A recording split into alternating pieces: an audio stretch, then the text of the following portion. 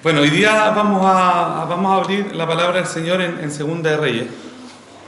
No, mentira.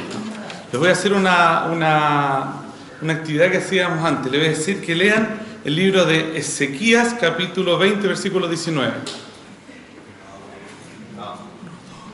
Por lo menos había 5 personas buscándolo.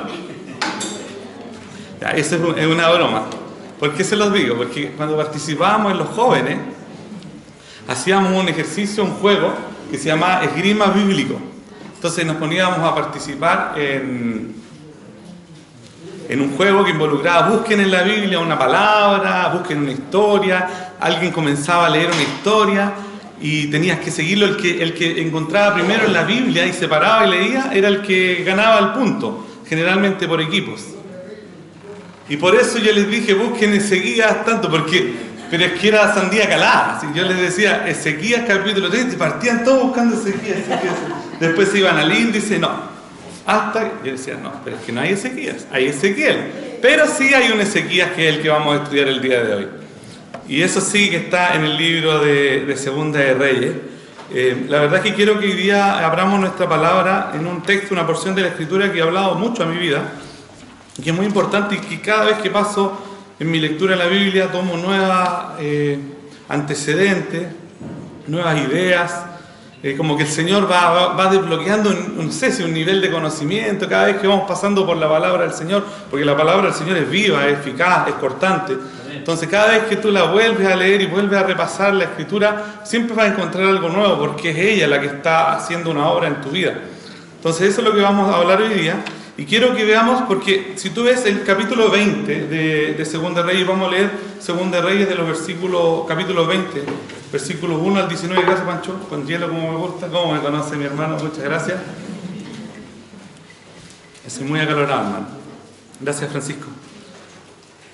Entonces, vamos a estar ahí. Si tu Biblia tiene alguna referencia, algún título, va a decir la enfermedad y la recuperación. Ahí nos cuenta lo que sucede, o sea, que él se enfermó y que se recuperó.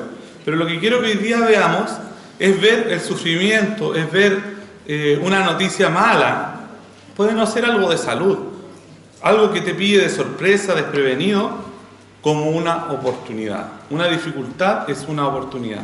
Quizás no lo has experimentado en tu vida, pero en algún momento, en algún punto de tu conocer a Dios, lo vas a experimentar. Entonces, hoy día vamos a hablar de una oportunidad, de oportunidades, pero vamos a hablar de una oportunidad desperdiciada.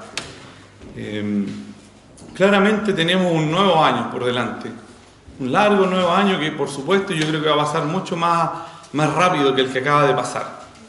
Como que cada vez uno, no sé, a los que vamos avanzando en edad, yo hoy día estoy que llego al 4.º piso este año y 40 años van a venir, Dios mediante. Pero el Señor cada año nos da nuevas oportunidades, pero como que cada año van pasando más rápido los años, es como una curva exponencial. Pero este nuevo año, ya segunda reunión del día domingo que tenemos en este año, y por supuesto que el Señor sigue hablando a nosotros y nos sigue dando nuevas oportunidades. Nunca nos olvidemos que en Lamentaciones nos dice que las misericordias del Señor son nuevas cada mañana. Y así es nuestro Dios. Misericordia, siempre hablamos, es cuando Dios no nos da lo que merecemos. Pero una definición más completa y correcta de misericordia es su amor inagotable. Y eso lo vas a encontrar en la palabra de principio a fin. Y quiero que eso hablemos hoy día, compartamos juntos esta lectura de Segunda de Reyes, capítulo 20, versículos 1 al 19. Así que vamos todos con nuestras Biblias, ahora sí, a Segunda de Reyes, capítulo 20, del 1 al 19, y yo lo voy a leer, pero tú estás siguiendo la lectura en este momento. Ya dice, en aquellos días Ezequías cayó enfermo de muerte, y vino a él el profeta Isaías, hijo de Amós, y le dijo: Jehová dice así, ordena tu casa, porque morirás y no vivirás. Entonces él volvió su rostro a la pared, y oró a Jehová y dijo: Te ruego, oh Jehová, te ruego que hagas memoria de que he andado delante de ti en verdad y con íntegro corazón, y que he hecho las cosas que te agradan. Y lloró Ezequías con gran lloro. Y antes de que Isaías saliese hasta la mitad del patio, vino palabra de Jehová a Isaías diciendo: Vuelve y di a Ezequías, príncipe de mi pueblo, así dice Jehová, el Dios de David tu padre, yo he oído tu oración y he visto tus lágrimas. He aquí que yo te sano. Al tercer día subirás a la casa de Jehová y añadiré a tus días 15 años y te libraré a ti y a esta ciudad de la mano del rey de Asiria. Ampararé esta ciudad por amor a mí mismo, por amor a David mi siervo. Y dijo Isaías, tomad masa de higos, y tomándola la pusieron sobre la llaga, y sanó. Y Ezequías había dicho a Isaías, ¿qué señal tendré de que Jehová me sanará? ¿Y que subiré a la casa de Jehová al tercer día? Respondió Isaías, esta señal tendrás de Jehová, de que hará Jehová esto que ha dicho. ¿Avanzará a la sombra de 10 grados o retrocederá 10 grados? Ezequías respondió, fácil cosa es que la sombra decline 10 grados, pero no que la sombra vuelva atrás 10 grados. Entonces el profeta Isaías clamó a Jehová e hizo volver la sombra por los grados que había descendido en el reloj de Acaz, 10 grados atrás. En aquel tiempo Merodac Baladán, hijo de Baladán, rey de Babilonia, envió mensaje con cartas y presentes a Ezequías, porque había oído que Ezequías había caído enfermo. Y Ezequías los oyó y les mostró toda la casa, sus tesoros, plata, oro, especias y ungüentos preciosos, y la casa de sus armas y todo lo que había en sus tesoros. Ninguna cosa quedó que Ezequías no les mostrase, así en su casa como en todos sus dominios. Entonces el profeta Isaías vino al rey Ezequías y le dijo, ¿qué dijeron aquellos varones y de dónde vinieron a ti? Y Ezequías le respondió, de lejanas tierras han venido, de Babilonia. Y él le volvió a decir, ¿qué vieron en tu casa? Y Ezequías respondió, vieron todo lo que había en mi casa, nada quedó en mis tesoros que no les mostrase. Entonces Isaías dijo a Ezequías, oye palabra de Jehová, he aquí vienen días en que todo lo que está en tu casa y todo lo que tus padres han atesorado hasta hoy será llevado a Babilonia, sin quedar nada, dijo Jehová. Y de tus hijos que saldrán de ti, que habrás engendrado, tomarán y serán eunucos en el palacio del rey de Babilonia. Entonces Ezequías dijo a Isaías, la palabra de Jehová que has hablado es buena. Después dijo, habrá al menos paz y seguridad en mis días. Tengamos un momento de oración. Oh Señor, queremos alabarte y darte gracias porque nos permites abrir tu palabra con este personaje, entenderlo, Señor, pero por sobre todo ver esta oportunidad que él tuvo de recuperación y cómo trabajó esa oportunidad y si fue aprovechada o no. Señor, que podamos este año, Señor, comenzar rápidamente enrielando nuestras vidas, Señor, con las oportunidades que tú nos das cada día, Señor, cada mañana, para poder este año honrarte más, para este año glorificarte más, para este año, Señor, buscarte más, Señor, para este año congregarnos más y, como dice tu palabra, tanto más cuando sabemos que la venida de Cristo está cerca, Señor. Por eso rogamos a ti, Señor, tu misericordia, ese amor inagotable en nuestro caminar en este año, Señor, y que nos permitas que tu palabra, Señor, con tu Espíritu Santo pueda hablarnos aquí, Señor. Y si hay alguien que no te conoce, Señor, que pueda entender y ver que aquí en ti, en tu palabra, hay esperanza, Señor. Que el objetivo de todo, Señor, es la gloria de tu nombre y que tú seas conocido, Señor. Te damos muchas gracias, Señor, por tu palabra en Cristo Jesús. Amén. Ya, entonces, ¿qué es lo que quería con esto? Leer esta historia. Y yo les dije oportunidades, oportunidad desperdiciada. Eso es lo que vamos a ver el día de hoy. El relato que encontramos en 3 textos de la palabra de Dios distintos. Lo encontramos en Isaías capítulo 38, lo encontramos en Segunda de Crónicas 32, además de Segunda de Reyes 20. Así que, ¿cuál es la gracia de leer estos textos como en paralelo? Es que tú puedes ver la historia desde otro ángulo y ver detalles ahí que no estaban anteriormente, que no están en uno de los lados. Bueno, de esa lectura, de esa búsqueda en distintas partes, tú te vas a encontrar que Ezequías fue rey de Judá por 29 años. 29 años. En el texto que vemos, creo que por ahí Isaías lo dice, tiene lugar en el año 14 de su reinado. Él comenzó a reinar a sus 25 años. Esa fue la edad que él comenzó a reinar. Entonces podemos decir que en ese tiempo que había una campaña, se habla de Sennacherib. ¿Quién era Sennacherib? Era el rey de los asirios. El imperio que predominaba esa área, el imperio asirio, que después fue absorbido por el imperio babilónico, y después por el imperio medo-persa, y después por el imperio griego, y luego el imperio romano. Eso lo vemos como parte de la historia mundial, pero también lo encontramos en la palabra de Dios. En distintas partes tú vas a poder encontrar ese orden de rey. Pero básicamente el contexto de la palabra de Dios es qué pasaba con el pueblo de Dios entre medio de esos reinos. Y eso es lo que está pasando. Si se fijan acá, se habla de Ezequías como dice de él, David, tu padre. No quiere decir que David era el padre inmediato de Ezequías. Es una manera de explicar en la palabra de Dios cuando hay un ancestro. Por ejemplo, Agustín, mi padre. ¿Quién es Agustín para usted? Bueno, Agustín es el abuelo de mi papá. Pero en un contexto de lo que dice la palabra de Dios, podríamos decir, Agustín, tu padre. Así que eso mismo dice ahí de Ezequías, donde por David, tu padre. Entonces acá, básicamente, si estamos hablando de que él reinó 29 años, comenzó a reinar a los 25, él debe haber tenido, quizás estoy equivocado, pero según algunos cálculos, unos 54 años cuando él murió. Pero fue sanado y no vio cómo el pueblo de él fue absorbido por los asirios, que fue una promesa que le hizo Dios. Y nota lo que leíamos, no sé si te llamó la atención, por amor de mi nombre.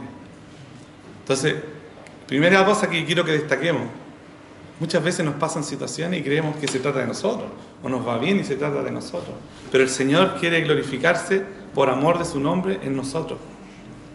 Entonces eso es algo muy interesante que podemos obtener de esta palabra. Entonces, por el lado de Isaías 36 nos encontramos que los asirios, mediante o a través de Sennacherib, atacaron en el año 14 del reinado de Ezequías, y por el lado de Según de Reyes 20 nos encontramos que él vivió 15 años después de que Dios le extendió la vida. Entonces con eso decimos que él comenzó a reinar a los 25 años. Esto todo lo menciono para decir el contexto de la enfermedad que tuvo Ezequías. No fue un contexto tranquilo, porque él estaba siendo atacado. Muchas veces la ciudad era sitiada. ¿Por qué? Porque querían vencerlo, querían absorberlo. Y en ese contexto de complejidad como rey, como gobernador del pueblo, es que él sufre una enfermedad y sufre una sentencia de muerte. O sea, fue súper explícito lo que Dios le dijo a través de Isaías. El mismo Isaías que nosotros encontramos en el libro de Isaías. Entonces, el desafío para hoy es, considerando que las circunstancias que tenemos pueden no ser las mejores, se puede complicar la cosa más. Y es ahí donde vamos a tener oportunidades que vamos a tomar o vamos a desechar. Entonces vamos a buscar el desafío de la palabra del Señor que vemos nosotros en este texto. Vamos a tratar de hablar de oportunidades, vamos a tratar de hacer las carnes en nuestras vidas, en el contexto que tienes tú, en el contexto que yo tengo. ¿Qué es una oportunidad? ¿Necesito una nueva oportunidad? Yo creo que todos necesitamos nuevas oportunidades. Y eso es lo que vamos a estudiar, y vamos a ver cómo Dios escuchó el clamor de Ezequías, a pesar de todo lo bueno que él había hecho, que vamos a ver, pero igual lo hizo por amor de su nombre. Eso quédatelo bien guardado por ahí, así como en un destacador, por amor de mi nombre. Entonces, en primer lugar, vamos a ver el contexto de su oportunidad. Mira, yo no te voy a hablar del contexto de su enfermedad, podría ser, ¿cierto? Para explicarte qué pasó con él antes de su enfermedad. No, el contexto de su oportunidad, porque quiero que hablemos de oportunidades. Entonces, en Segunda de Reyes, capítulo 18, una hoja quizás antes, de nuestro texto, Segunda de Reyes, nos encontramos Segunda Reyes 18, versículos 1 al 7. Ya, dice, en el tercer año de Oseas, hijo de Ela, rey de Israel, comenzó a reinar Ezequías. Ahí tenemos un contexto histórico. Hijo de Acaz, rey de Judá. Cuando comenzó a reinar era de 25 años y reinó en Jerusalén 29 años. El nombre de su madre fue Abí, hija de Zacarías. Hizo lo recto ante los ojos de Jehová. Fíjate que muchos de los reyes no hacían lo recto ante los ojos de Jehová. Aquí hay una excepción. Hizo lo recto ante los ojos de Jehová conforme a todas las cosas que había hecho David, su padre. Él quitó los lugares altos y quebró las imágenes y cortó los símbolos de acera. E hizo pedazos la serpiente de bronce que había hecho Moisés, porque hasta entonces le quemaban incienso a los hijos de Israel. Y la llamó Neustán. En Jehová Dios de Israel puso su esperanza, ni después ni antes de él hubo otro como él, entre todos los reyes de Judá. ¿Por qué? Dice, porque siguió a Jehová y no se apartó de él, sino que se guardó los mandamientos que Jehová prescribió a Moisés. Y Jehová estaba con él, a donde quiera que salía, prosperaba. Él se rebeló contra el rey de Asiria y no le sirvió. Entonces aquí tenemos el contexto en el cual se manejó Ezequías. Dijimos, reinó por 29 años, tenía 25 años cuando comenzó a reinar. Otro rey joven, que reinó mucho más joven, fue Josías, con 8 años. Digamos que ya estaba un poco más grande Ezequías cuando él comenzó a reinar. Entonces, ¿qué antecedentes podemos extraer de estos versículos del capítulo 18? Por ejemplo, versículo 3. Hizo lo recto ante los ojos de Jehová. La comparación con quién es? Con David, que era su ancestro, su padre. El versículo 4, lo podemos leer también. Quitó los lugares altos. Aquí me quiero detener un poco porque podríamos decirle quitó los lugares altos, se puso a destruir edificios, construcciones. No. Mire, vayamos a Deuteronomio capítulo 12, sin perder nuestra lectura por este sector. Vayamos a Deuteronomio capítulo 12, versículo 1 al 5.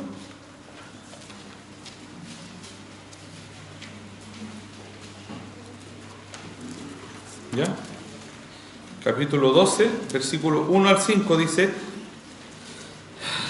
estos son los estatutos y decretos que cuidaréis de poner por obra en la tierra que Jehová, Dios de tus padres, te ha dado para que tomes posesión de ella. Esto es harto tiempo antes, quizás 700 años antes, o más.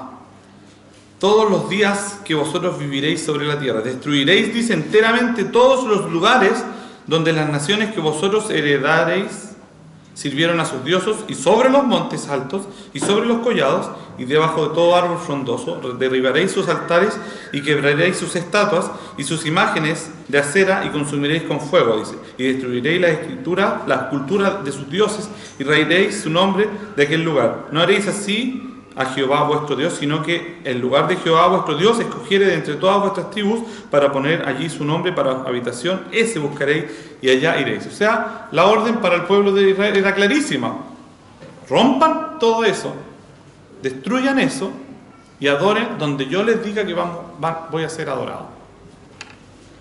Una orden súper clara y precisa, pero que lamentablemente la mayoría de los reyes no obedecieron y desecharon. Pero Ezequías fue una excepción, porque él derribó esos lugares altos. Quebró las imágenes en los lugares altos, cortó los símbolos de acera. También hizo pedazos la serpiente de bronce hecha por Moisés. ¿Por qué? Porque la ocupaban para adoración. Y eso está en Números 21:9, por si lo quieren anotar por ahí. Dentro de las cosas que hizo él también, volvamos a Segunda Reyes capítulo 18, que algo vital: puso su esperanza en Dios, puso su esperanza en Jehová. Y eso fue vital al momento de recibir esa mala noticia. Él puso su esperanza en Dios. Y dice también, no hubo como él ni antes ni después. El versículo 6 del 18, capítulo 18 dice: siguió a Jehová, no se apartó de él, guardó los mandamientos. Jehová estaba con él, donde quiera salía, iba, prosperaba. Eso es lo que acabamos de leer en estos versículos, lo estoy destacando simplemente. Y el versículo 8, muy importante, capítulo 18, 8, hirió también a los filisteos hasta Gaza y sus fronteras. Los que conocemos, nos gusta un poco de la historia, sabemos, Israel, hay una lucha muy grande con lo que está en la franja de Gaza, que es la orilla del mar Mediterráneo. Hasta allá arrinconó a los filisteos. O sea que siempre ha habido ese conflicto. Y él, ¿qué hizo? Fue apartarlos lo más lejos posible. Ya había mar, tendrían que haberse tirado todos al agua. Estaban ahí arrinconados, sin hacerles daño. Eso fue algo muy bueno que hizo también. El hecho de que este relato, de lo que yo les menciono, aparezca en 3 libros distintos de la Biblia, igual nos da a entender algo importante que había con este hombre. Ahora, tú puedes ver todo lo que te he mencionado, es como una lista maravillosa de cosas. Pucha, que era bueno Ezequías, ¿cierto? ¿Y por qué le pasó eso que le pasó? Tendemos como carnalmente siempre a decir, ¿pero por qué? ¿Por qué a la gente buena le pasan cosas malas? ¿Se acuerdan que yo les decía adelante que Dios estaba haciéndolo y lo sanó por amor de su nombre? No por lo bueno que él había hecho. Ahora, lo que él tenía que hacer, hizo. Tenía que derribar los altares altos, los lugares altos, los derribó. A veces nosotros nos gusta que nos premien porque hacemos lo que teníamos que hacer. Es bueno, yo creo que Dios en su palabra dice que Él considera el trabajo de amor que hacemos. Lo menciona algún apóstol por ahí, por la obra del Señor sobre todo. Pero son obligaciones que tenemos que hacer. No nos tenemos que apartar de lo que se nos pide. Pero bueno, ya ahora volviendo a Segunda de Reyes 20, que es nuestro texto de esta mañana, nos encontramos que él cayó de muerte. Entonces ese es el contexto de esta oportunidad, igual enfermedad como yo les quiero mencionar. Tenemos un problemita acá, voy a tratar de no moverme. Ya, dice Ezequías Ezequías, ya, bien, un punto menos. Segunda de Reyes 21, Ezequías cayó enfermo de muerte. El paralelo de este texto lo encontramos en Isaías capítulo 38, leámoslo. Isaías capítulo 38. Acá se nos dice, cayó de muerte, dice, en aquellos días cayó enfermo de muerte. Ya, 38, yo le dije Isaías 38, 1 dice, en aquellos días Ezequías enfermó de muerte. Era una enfermedad muy determinante, porque se dice más adelante, dice, vino a él el profeta Isaías, hijo de Amós, y dijo, Jehová dice así, ordena tu casa, porque morirás y no vivirás. ¿Se dan cuenta? El distinto relato, por acá dice, enfermó de muerte, o sea, el versículo 20 dice, cayó enfermo de muerte. Y también menciona esto, la importancia de ordenar su casa, porque morirás. Ahora, como yo les decía, esta pregunta que nos hacemos, ¿por qué a la gente que hace las cosas bien, en cierto modo, le pasan cosas malas? Es una perspectiva bien secular, pero sabemos que lo que nos dice la palabra de Dios es que los que aman a Dios, todas las cosas les ayudan a bien. Y eso es importante. Todas las cosas involucra las cosas buenas que nos pasan, por supuesto, y también las cosas no tan buenas desde nuestra perspectiva. Y eso lo encontramos en Romanos 8:28. Porque si tú tienes esto arraigado en tu ser, todas las cosas, te aseguro que tu perspectiva va a cambiar. Lo que venga va a ser más llevadero. Bueno, este rey, con todo ese testimonio que tenía de grandeza, de elocuencia y de cercanía a Dios, de hacer lo que él le pedía, bueno, enfrentó una trágica noticia: arregla tus cosas porque morirás, no vivirás. O sea, ahí no hay ningún, bueno, si haces esto te podrías sanar, nada. ¿Qué tan lejos estamos nosotros de que nos pueda pasar algo similar? Le pasó a Ezequías. Cualquier momento. Tenemos un ejemplo súper reciente. Hace 2 meses atrás estábamos en una reunión de discipuladores acá, sentaditos acá, y nuestra hermana Anita María, ¿se acuerda Andrés? ¿Se acuerda Angie? Y muchos hermanos más, que estaba sentada y nosotros le decíamos, hermana Anita, ¿por qué estás como chueca? Fines de octubre. Anda a ver a un doctor. Fuimos a almorzar, inmediatamente nos pusimos con unos contactos de teléfono, llamar a un doctor, conseguimos una hora, se consiguió una hora la hermana Anita con Valentina, y ahí se desarrolló todo lo que está. A la semana después, tumores cerebral. Hoy día yo no sé si la hermana ya habrá iniciado su radioterapia, eso está parado por ahí. Y no la hemos visto, oremos fervientemente por ella, no nos olvidemos, porque fue algo súper repentino. Y yo no sé si les llamó la atención, y lo menciono con mucha responsabilidad. Ella nos mencionó en esa reunión que con Valentina querían servir al Señor el resto de sus vidas. Esa fue su frase, y a mí me caló hondo. El Señor, sus caminos son inescrutables, pero su nombre ha sido ya glorificado. Y Él hace todo por amor de su nombre. Entonces, ¿qué es lo que puedo decirle de esto? ¿Cómo vamos a reaccionar nosotros? Si conocemos a Dios, vamos a tener una ventaja sobre aquellos que no le conocen. Aún más, si hemos leído la palabra del Señor, si hemos pasado tiempo con el Señor, vamos a tener ventaja por aquel que no lee nunca la palabra del Señor. Porque la verdad es así. Hay cristianos que no van a la palabra del Señor.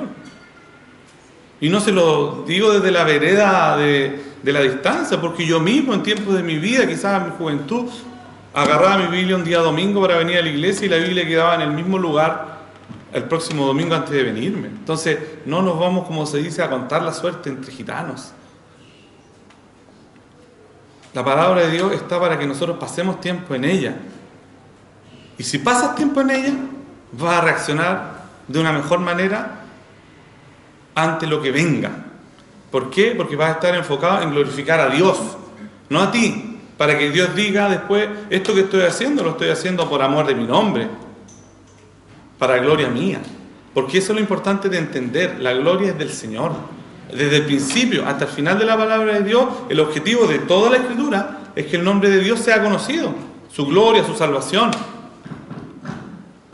No nuestra trayectoria, no nuestras capacidades.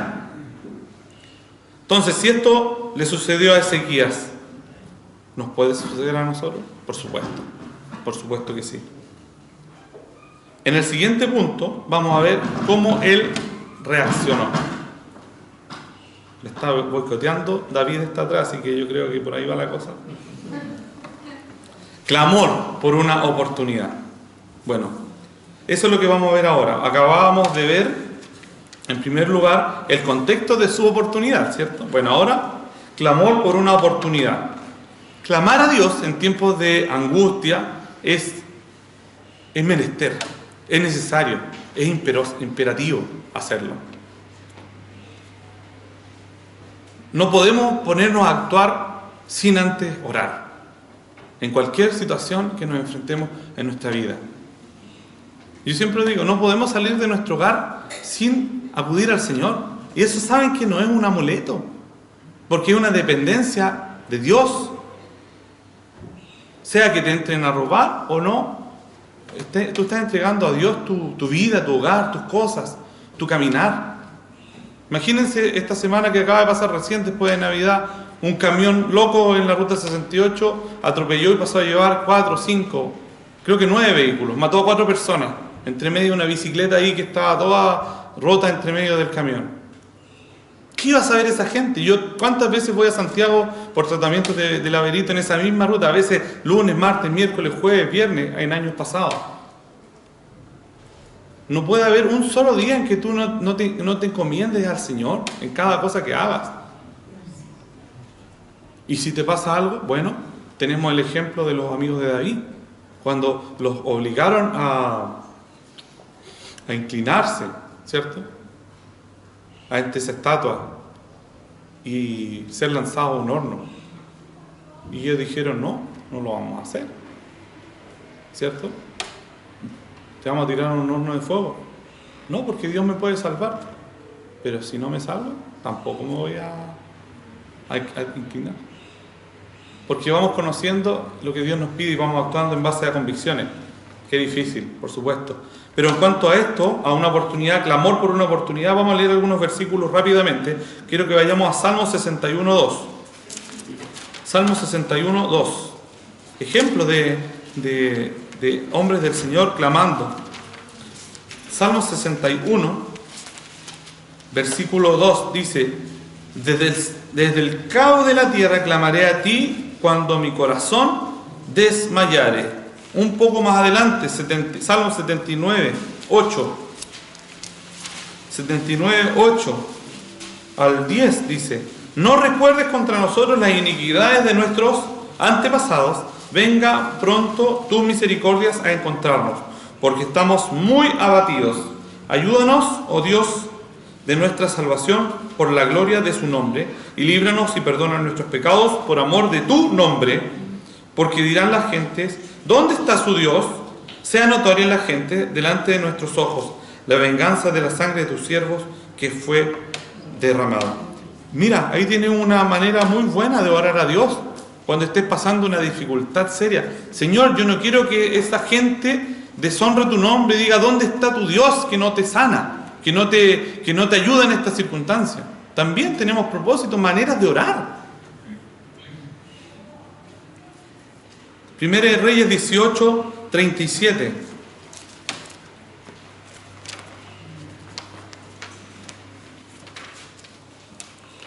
Primera de Reyes, capítulo 18, 37 dice: respóndeme, Jehová, respóndeme, para que conozca este pueblo que tú, oh Jehová, eres el Dios, y que tú vuelves a ti el corazón de ellos. Éxodo capítulo 2, 23. Éxodo capítulo 2, 23 dice: aconteció que después de muchos días murió el rey de Egipto, y los hijos de Israel gemían a causa de la servidumbre y clamaron, y subió a Dios el clamor de ellos con motivo de su servidumbre. No te aburras, no te canses de clamar a Dios. El 14:10 también nos habla de lo mismo. Éxodo 14:10, cuando nos dice: y cuando Faraón se hubo acercado, los hijos de Israel alzaron sus ojos, y he aquí que los egipcios venían tras ellos, por lo que los hijos de Israel temieron en gran manera y clamaron a Jehová. Tener miedo no es problema, hermano. Llorar, no, ¿cómo va a ser eso un problema? Pero que eso nos supere, sí, es un problema, porque inmediatamente tiene que venir el clamor al Señor. Primera de Crónicas 5:20, más cerca de donde estamos leyendo. Primera de Crónicas 5:20, después de Segunda de Reyes.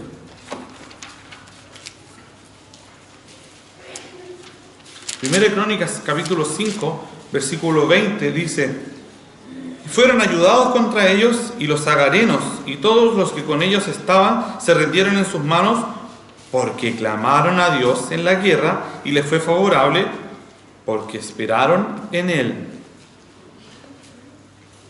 Finalmente, en este punto, Mateo 27, versículo 46.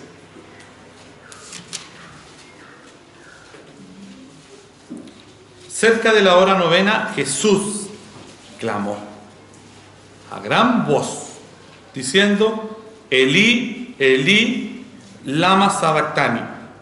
Esto es: Dios mío, ¿por qué me has desamparado?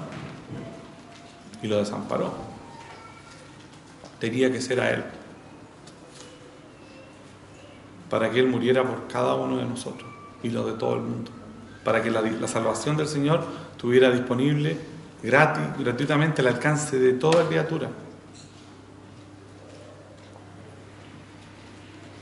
Yo te pregunto, ¿has derramado tu vida a Dios? Es necesario hacerlo. Hazlo. ¿Qué pasó con él?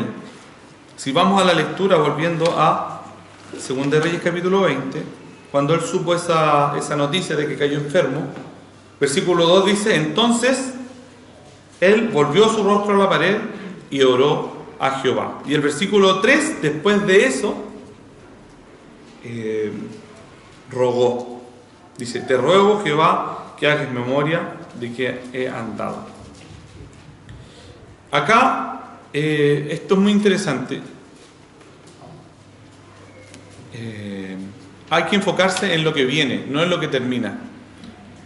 Una noticia difícil no es un fin, es un medio para algo que viene, que tiene que ver con la gloria del Señor. Y esto hace una tremenda diferencia en la gente que cree en Dios, en los creyentes. Y debe hacer una gran diferencia en contra de un inconverso, porque como creyentes tenemos una esperanza, y una esperanza de vida eterna.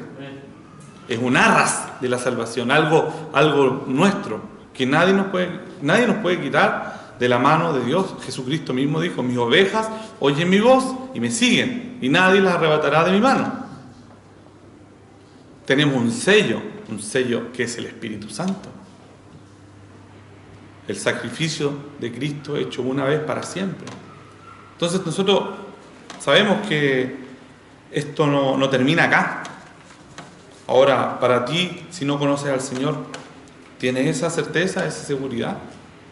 La palabra del Señor dice que puedes creer en Dios y confesar con tu boca que Jesús es el Señor y creer en tu corazón que Dios le levantó de los muertos y serás salvo.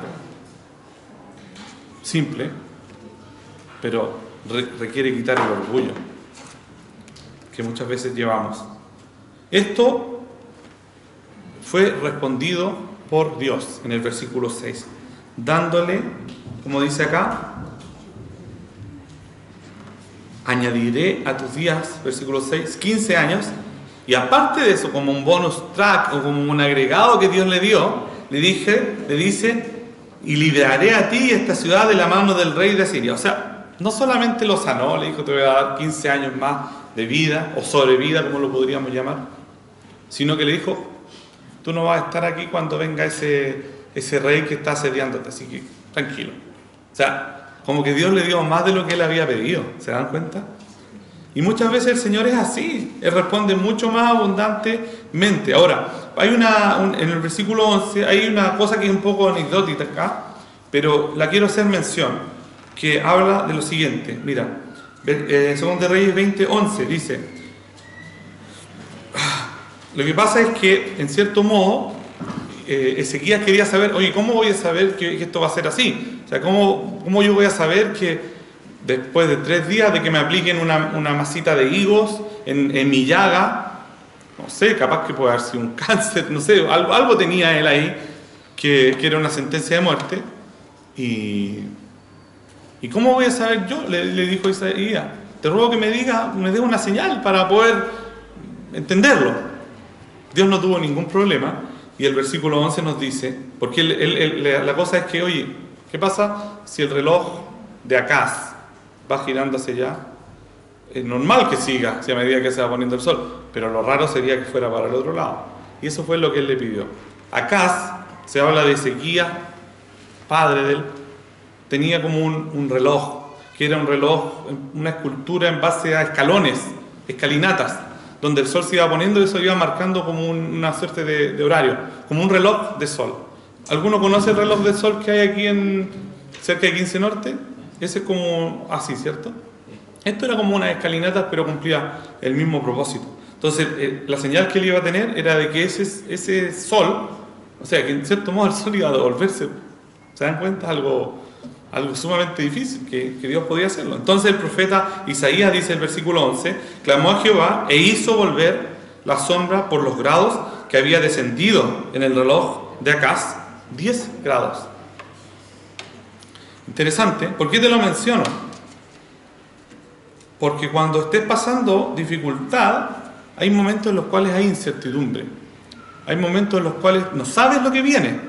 Hay momentos en los cuales tienes malas noticias. Pero en esos momentos, pon atención a los detalles. Porque en esos detallitos, busca los detalles. En los detalles está el Señor hablándote. Yo te puedo contar en mi vida, no voy a decirlo ahora, pero podemos conversar en algún momento. Siempre el Señor ha tenido sus detalles. Yo no sé, le pregunto a mi hermano Manuel en su tiempo. Yo creo que hay detalles que el Señor tuvo contigo en tu enfermedad, ¿cierto? Y esos detalles tenemos que ponerle atención, porque son como pequeñas. Dios está en control. Dios está en control.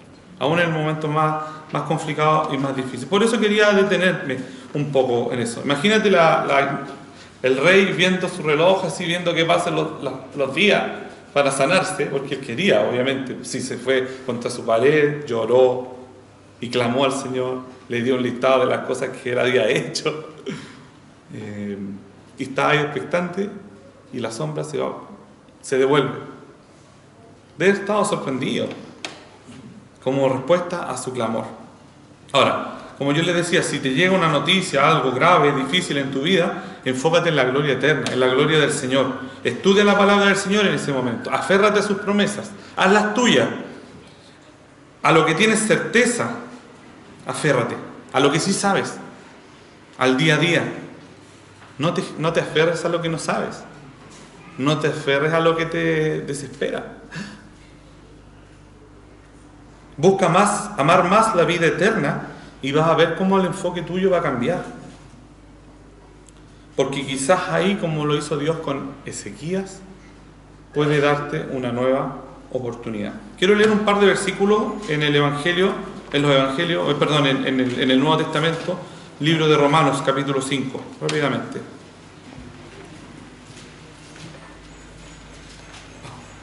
Romanos capítulo 5, versículos 2 al 4, nos dice lo siguiente: por quien también tenemos entrada por la fe a esta gracia, en la cual estamos firmes y nos gloriamos en la esperanza de la gloria de Dios. Y no solo esto, sino que también nos gloriamos en las tribulaciones, sabiendo que la tribulación produce paciencia, y la paciencia produce prueba, y la prueba esperanza. Y vayamos también a Santiago 1, el libro de Santiago.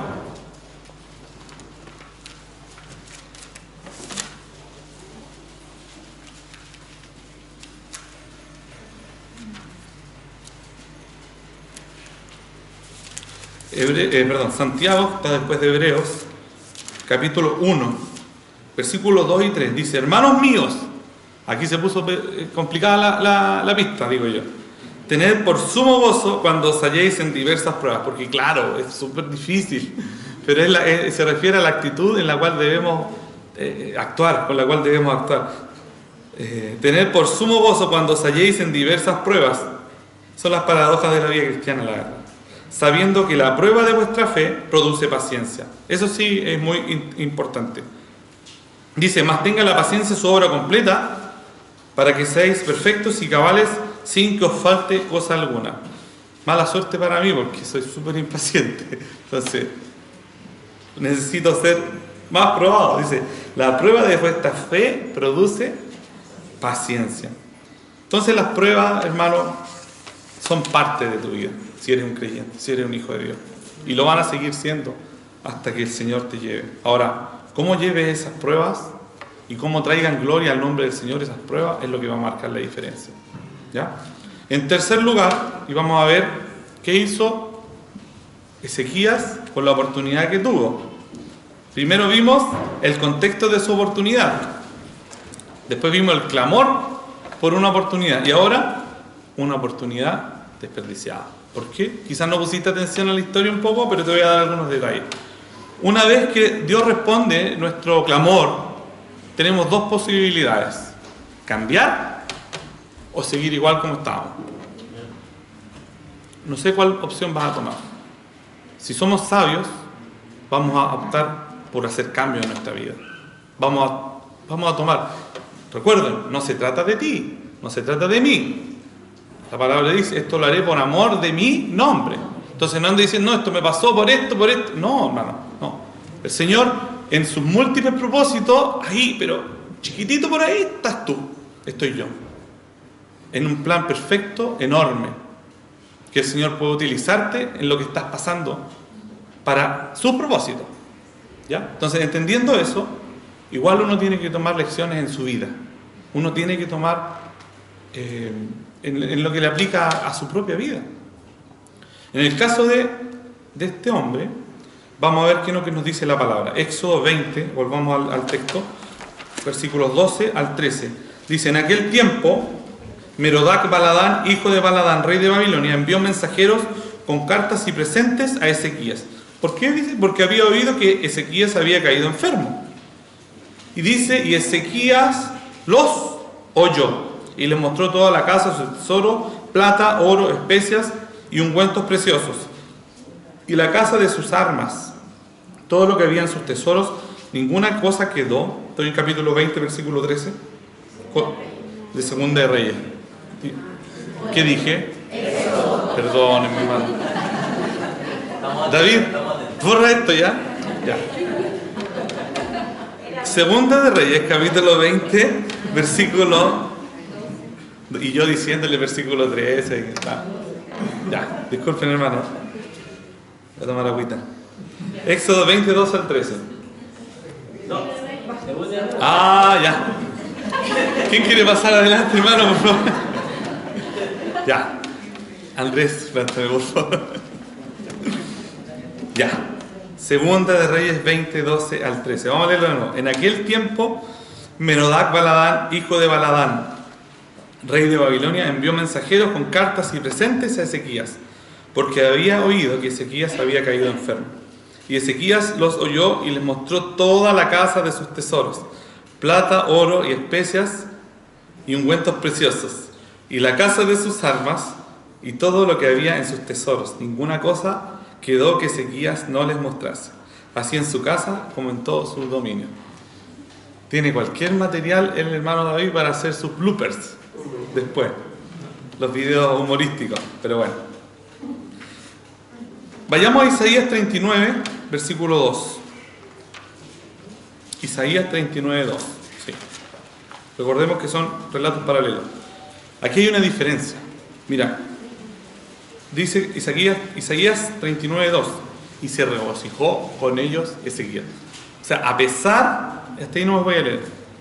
O sea, aparte de haberlos recibido y mostrado, se regocijó con ellos.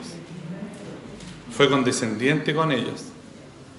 Le abrió las puertas de par en par de su casa, de la casa de Dios, al enemigo.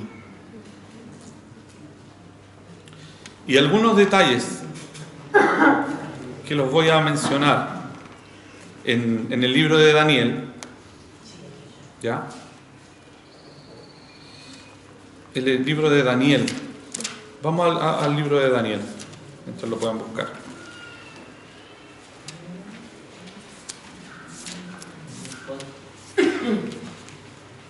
Vamos a leer Daniel capítulo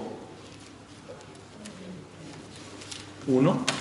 Quiero decirle, por ejemplo, yo le leí delante el contexto de Ezequías, ¿se acuerdan? Y después le mencioné lo que iba a pasar. En la lectura de acá aparece que una de las condenas que él iba a tener era que sus hijos iban a ser, sus hijos, en realidad su descendencia, iban a ser eunucos, los babilónicos. Bueno, cuando el pueblo de Israel, aproximadamente 100 años después de este relato que yo le estoy mencionando, fue llevado cautivo a Babilonia. Y resulta que el versículo 6 de Daniel capítulo 1 dice, bueno, está hablando de que en el capítulo 1, versículo 1 de Daniel dice: en el año tercero del reinado de Joacim, rey de Judá, vino Nabucodonosor, rey de Babilonia, y la sitió. Y el Señor entregó en sus manos a Joacim, rey de Judá, y parte, dice, de los utensilios de la casa de Dios. Y los colocó, dice ahí, en el lugar de su Dios. Pero en el versículo 6 dice: entre estos estaban, de los que llevaron cautivos, dice, Daniel, Ananías y Misaías y Azarías, hijos de Judá. A estos el jefe de los eunucos puso nombre. O sea, si estaban con el jefe de los eunucos, ¿qué es lo que eran? Eran eunucos. Y se cumplió la sentencia que tuvo Ezequías en esto. Y otra cosa, si tú vas al capítulo 5 de Daniel, te vas a dar cuenta de que un descendiente de Nabucodonosor hizo una tremenda fiesta. Ese hombre se llamaba Belsasar.